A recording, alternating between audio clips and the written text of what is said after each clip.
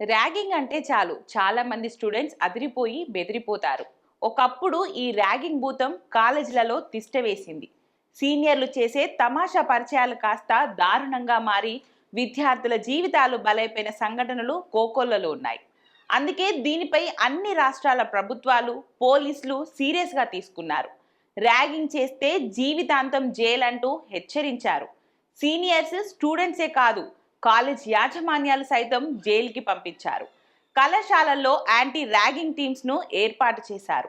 దీనితో ఆ భూతాన్ని తరిమికొట్టామని భావిస్తున్నా అది మరో రూపంతో కాలేజ్ క్యాంపస్ లోకి దూరింది.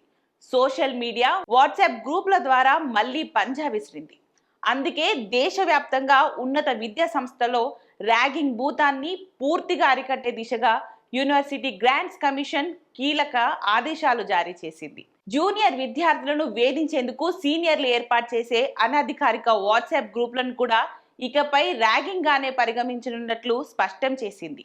ఇలాంటి చర్యలకు పాల్పడే వారిపై యాంటీ ర్యాగింగ్ నిబంధనల ప్రకారం కఠిన చర్యలు తీసుకోవాలని ఆదేశించింది. సీనియర్లు ఏర్పాటు చేసే వాట్సాప్ గ్రూపుల ద్వారా జూనియర్లను మానసికంగా వేధిస్తున్నారని, ప్రతి ఏటా తమకు పదుల సంఖ్యలో ఫిర్యాదులు అందుతున్నాయని యూజీసీ తన తాజా మార్గదర్శకాల్లో పేర్కొంది.